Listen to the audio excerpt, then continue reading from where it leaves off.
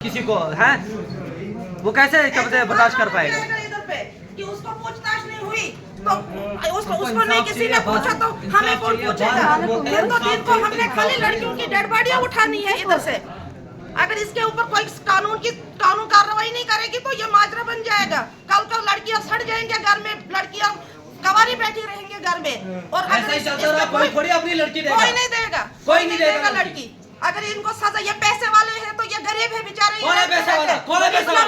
मैं पैसा मैं मर्डर करता हूं इस सीधे। वक्त पैसा दिखाइए, वो निकाले पैसा। कितना पैसा है जो कि उसके दिल में रहम नहीं रहा है कि हम मॉडल करेंगे। मुझे पता है कौन लेता पैसे।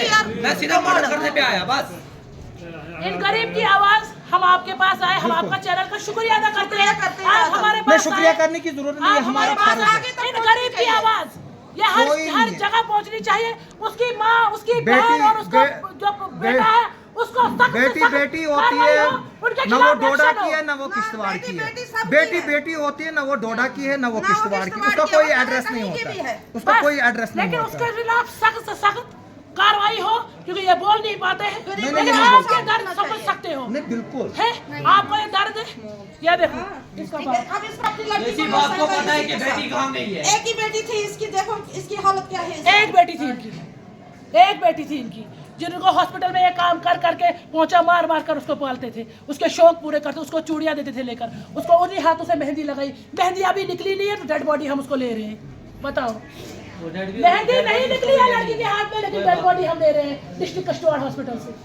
एक बार शादी के बाद वो माँ बाप के पास वापस नहीं गई है, जो जाते हैं रीति रिवाज होती है। और उन्होंने उसको पीर के पास लिया था, उनकी डिमांड थी। वो पीर भी मैं देखूंगी उसने क्या बोला था, वो लड़की नहीं लेनी वापस।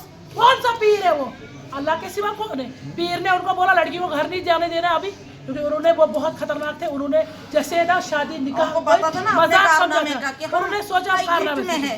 हाय, अगर वो रिच है लेकिन अल्लाह की लाठी में आवाज नहीं होती है। बिल्कुल बिल्कुल अल्लाह की लाठी में आवाज नहीं होती। उनके साथ नाइंसाफी हुई है, वो घर तहस नहस हो जाएगा। जो त्रटे पड़ती है ना के भाई को तो क्या हुआ? ये कुछ नहीं, छोड़ दिया उसको।